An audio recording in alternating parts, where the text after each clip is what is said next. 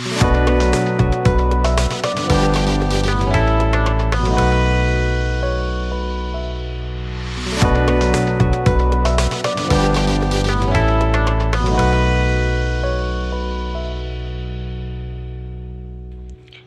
की ही कृपा थी जो इतना सब कुछ होने के बाद भी कुछ भी नहीं हुआ और सब कुछ सही रहा।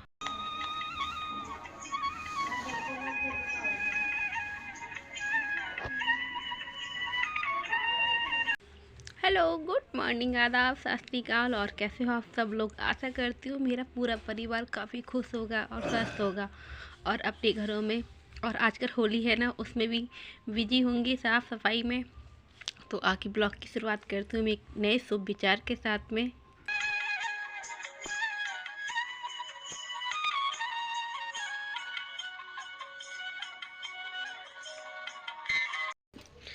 जब हमारा मन अंदर से कमज़ोर होता है तो हमारे सामने पैदा हुई परिस्थिति भी एक चुनौती बन जाती है, और वो भी बड़ी समस्या के रूप में सामने दिखाई देती है।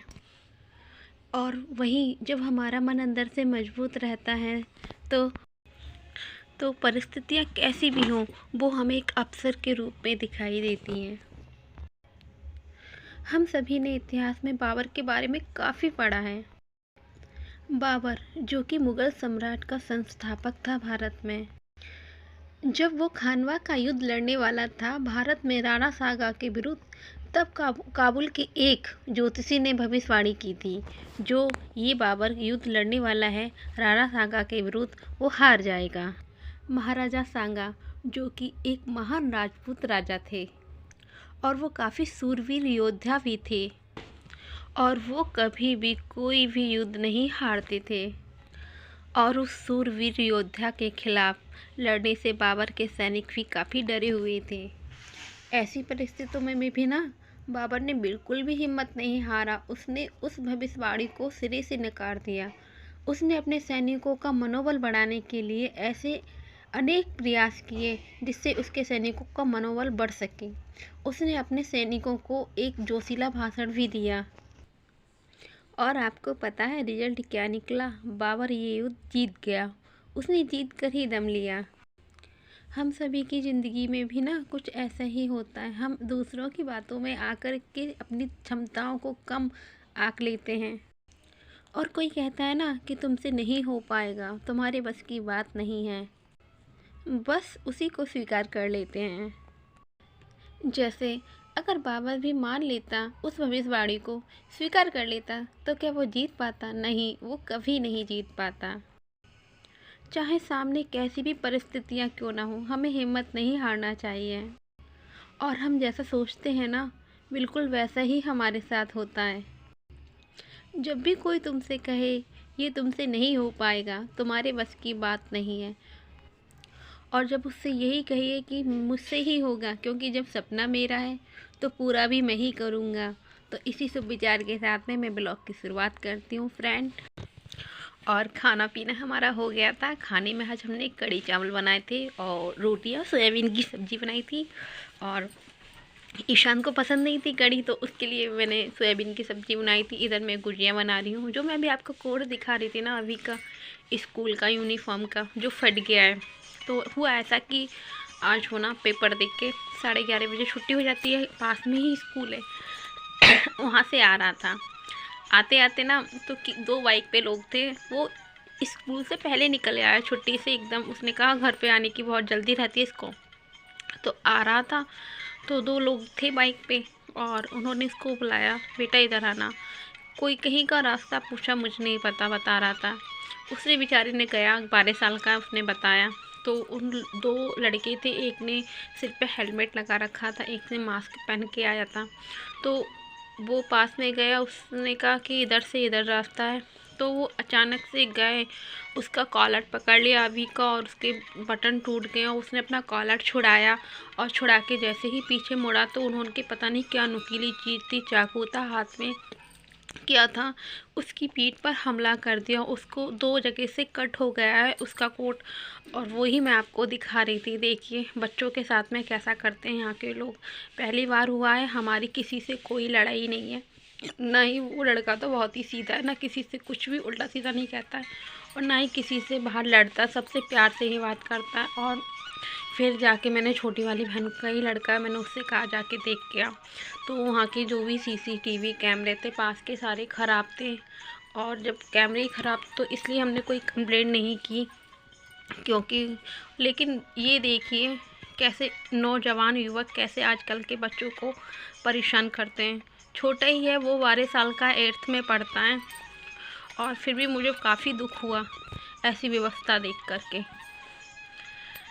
चलो भगवान की, माता रानी की कृपा थी, जो कुछ भी नहीं हुआ गलत, जो उसका कोड था वही फट गया। लेकिन ऐसे लोगों को भगवान ही सजा देंगे, ना कोई दुश्मनी, ना कोई बातचीत, ना किसी से कोई मतलब, फिर भी लोग ऐसा करते हैं।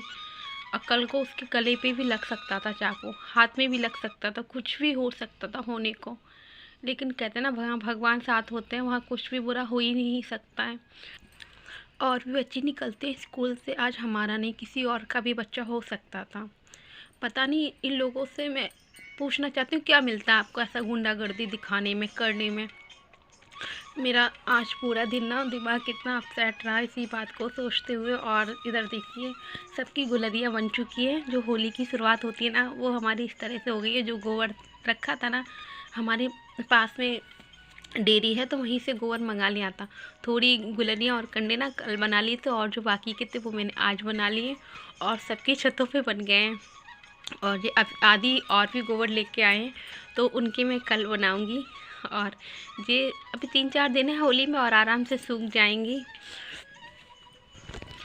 वैसे हम गुलरियाँ होती है ना ये छोटी वाली, तो इनकी ना माला बना लेते हैं। माला ना घर पे ही रखते हैं, ज़्यादा नहीं रखते, और बाकी की जो होलिका जलती है बाहर वहाँ पर भिजवा देते हैं। और मेरे मायके में तो बहुत सारे बनाया करते थे, करीब बहुत सारा, बीच में गोला बनाते थे, उसमें गुलरियों की माला बनाते थे। इन्हीं की माला छोटी, फिर बड़ी, फिर बड़ी, फिर बड़ी, फिर उसको ऐसे करके लगा करके फिर उसमें उधर आग लगाया करते थे। और बहुत ही बड़ी बीच में बनता था, बहुत ही सुंदर लगता था। और इधर सबके छोटे छोटे घर होते हैं, उसी हिसाब से काम करते हैं। और उधर रानी काम कर रही है, पता नहीं क्या बना रही है अपने लिए। कुछ पपड़ियाँ होती हैं यहाँ की, फर्रुखाबाद की मशहूर, तो आज उसका मन कर रहा था खाने के लिए, तो वही बना रही है। अब मेरी तबीयत में काफ़ी सुधार हो गया है, फिर भी गला है ना पता नहीं खराश हो गई है, लेकिन ये जाने का नाम नहीं ले रही। और आप लोगों से मैं अपील करती हूँ, प्रार्थना करती हूँ कि आप जो भी मेरे लोग ने मेरे चैनल पे नहीं है, प्लीज़ चैनल को सब्सक्राइब कर लें, और कम से कम लाइक ज़रूर किया करें। और मुझसे कोई गलती हो जाए तो उसे भी बताया करें, और मेरी कमेंट में रिप्लाई ज़रूर किया करें। तो फ्रेंड, ये गोबर ना जो पास में डेयरी थी वहीं से मंगवा लिया था। और वहाँ पे ना रोज़ हर किसी को ज़रूरत होती है, आजकल तो मिलता भी नहीं है। और गांव में देखो निरा सारा हो जाता है। जब हमारे घर था ना, तो हमारे तो 3-3 भैंस हुआ करती थी घर पे, तो हमारे यहाँ पे कभी गोबर दूध की किसी चीज़ की कोई कमी ही नहीं थी। और यहाँ पे आके लगता है कि हाँ, हर चीज़ की कितना महत्व होता है।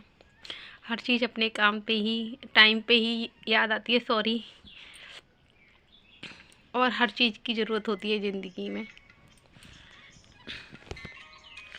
अब जो